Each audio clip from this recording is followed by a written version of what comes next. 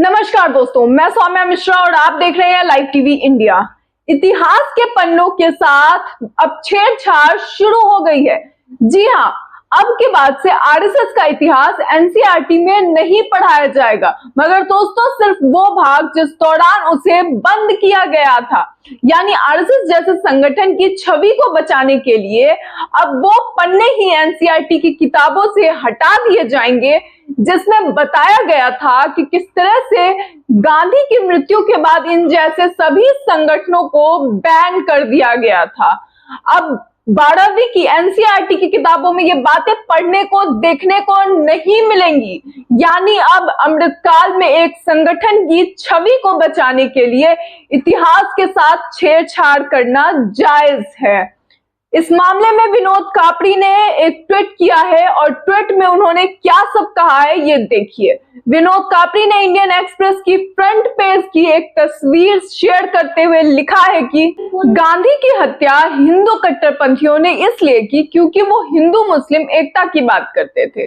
गांधी की हत्या के बाद आरएसएस जैसे सांप्रदायिक संगठन को बैन कर दिया गया था। ये सब एनसीईआरटी की किताबों से हटा दिया गया है। अमृतकाल में ये सब जायज है, ये बात विनोद कापड़ी ने कही है। दोस्तों दरअसल 2014 में एनडीए सरकार के सत्ता में आने के बाद एनसीईआरटी की सामाजिक विज्ञान यानी सोशल साइंस के सिलेबस में कई तरह के बदलाव किए गए हैं। इन नई किताबों में 2002 के जो भी गुजरात दंगों के संदर्भ में बातें थी उनको ठीक करने को लेकर मुगल काल और जाति व्यवस्था से जुड़े सिलेबस में काफी बदलाव किए गए हैं। एनसीईआरटी की नई किताबों में विरोध और सामाजिक आंदोलनों पर अध्ययनों को हटा दिया गया है और पूरी तरह से छवि को बचाने की कोशिश की गई है। मगर दोस्तों आप खुद सोचिए कि ये किस हद तक सही है, क्योंकि हर चीज की एक हद होती है। अगर आप अपने वर्तमान के लिए अपने पास्ट को अपने जो इतिहास है उसमें छेड़छाड़ करने लगे तो ये किस तरह से उचित है। वहीं इस बारे में लेखक और महात्मा गांधी के परपोते तुषार गांधी ने कहा कि महात्मा गांधी की असली पहचान और विरासत ने बीजेपी आरएसएस को हमेशा परेशान किया है। उन्होंने कहा कि वह एनसीईआरटी की पाठ्य पुस्तक से हटाए जाने से आश्चर्यचकित बिल्कुल भी नहीं है, लेकिन चिंतित थे कि इस तरह के और प्रयास किए जाएंगे। तुषार गांधी ने कहा कि इन चैप्टर्स से संघ परिवार के गलत सूचना के अभियान को बढ़ावा मिलेगा।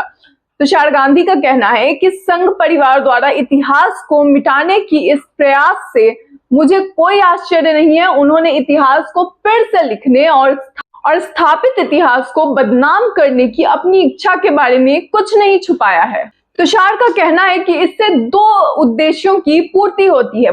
पहला, वो इतिहास का एक सुविधाजनक संस्करण लिखने में सक्षम है जो उन्हें सूट करता है, और दूसरा, वो गांधी को उस रंग में रंग सकते हैं जिसमें वे उन्हें देखना चाहते हैं। मोहनदास करमचंद गांधी की वास्तविक पहचान और विरासत ने उन्हें हमेशा परेशान किया है। दोस्तों आपको बता दूं कि ये पहली बार नहीं है, ये पहला बदलाव नहीं किया गया। इससे पहले भी मैंने आपको बताया कि किस तरह से गुजरात दंगों और भी दंगों की चीजें बदल दी गई। एनसीईआरटी ने महात्मा गांधी, उनके हत्यारे नाथूराम गोडसे और आरएसएस पर 1948 के प्रतिबंध को कक्षा 12 की राजनीतिक विज्ञान और इतिहास की पाठ्य पुस्तकों से हटा दिया है। और अब इसी पर सदफ आरिफ ट्वीट कर लिखती है कि महात्मा गांधी की हत्या नाथूराम गोडसे ने की थी। ये सब अब इतिहास की किताबों से हटाया जा रहा है। सच छुपता नहीं छुपाने से गोडसे आजाद भारत का पहला आतंकी था, ये उन्होंने ट्वीट कर कहा है। सदफ एक और ट्वीट करते हुए कहती है कि उत्तर प्रदेश के स्कूलों में अब इतिहास कुछ इस तरह से पढ़ाया जाएगा। लाल किला किसने बनवाया? सावरकर ने। कुतुब मीनार किसने बनवाया? गोलवलकर ने। चार मीनार किसने बनवाया? दीनदयाल उपाध्याय ने। ताजमहल किसने बनवाया? नाथूराम गोडसे ने। लखनऊ शहर किसने बसाया? नरेंद्र मोदी ने।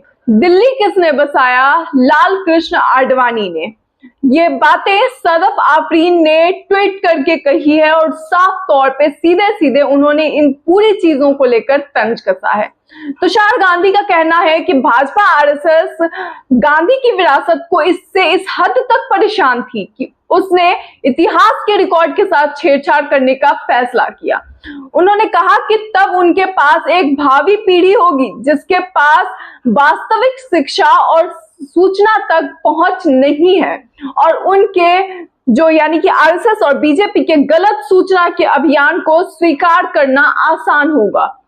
दोस्तों, ये सीधे तौर पे कहा जा रहा है कि बीजेपी और आरएसएस मिलकर जो इतिहास है उसे बदलना चाहती है, इतिहास को अपने अकॉर्डिंग लिखना चाहती है और उसी के अकॉर्डिंग जो रिजल्ट्स हैं, जो आगे आने वाली जनरेशंस पढ़ेंगी उसे वो उसी अकॉर्डिंग पढ़ेंगी और उसी अकॉर्डिंग बनेंगी, उसी अकॉर्डिंग उनकी छवि तैयार होगी जैसा बीजेपी और आरएसएस का चाहना है। तुषार कहते हैं कि ये शुरू में ही ब्रेन वॉश करने का उनका संस्करण है, उन विचारों पर हावी होने की कोशिश करने के बजाय जो पहले से ही प्रत्यारोपित किए जा चुके हैं वे झूठ को दिमाग में डालने की कोशिश कर रहे हैं। तो दोस्तों, ये सीधे सीधे तौर पर बीजेपी और आरएसएस को लेकर उन्होंने ये बातें कही है कि किस तरह से वो इतिहास को बदलकर अपने अकॉर्डिंग उसकी छवि तैयार करना चाहते हैं। दोस्तों, जिस तरह से इतिहास के पन्नों में बदलाव किए जा रहे हैं और इतिहास के साथ छेड़छाड़ केवल एक संगठन की छवि को तैयार करने के लिए किया जा रहा है,